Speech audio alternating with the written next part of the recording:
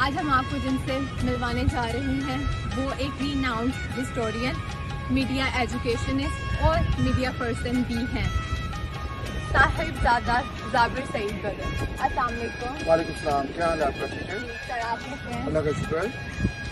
آپ اتنے میڈیا میں رہتے ہیں، آپ سوشل میڈیا کو کیسے دیکھتے ہیں؟ اس کا کیا امپیکٹ ہوا ہے؟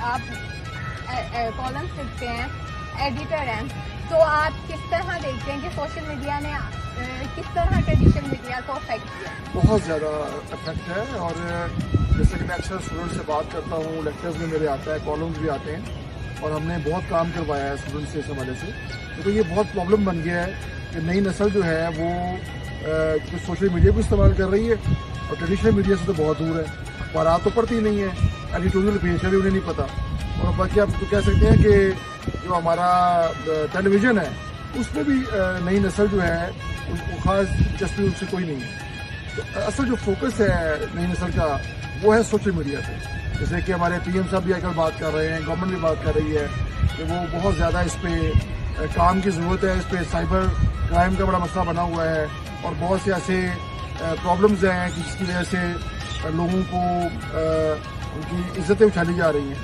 اس پہ کام کرنے کی ضرورت ہے۔ لیکن ساتھ ساتھ جو ضرورت ہے کام کرنے کی وہ یہ ہے کہ اسٹوڈنٹس جو ہیں، یوتھ ہے ہماری، وہ تاریخ کے اصل جو ماخذ ہیں ان سے دور ہے، پرائمری سورسز سے دور ہے،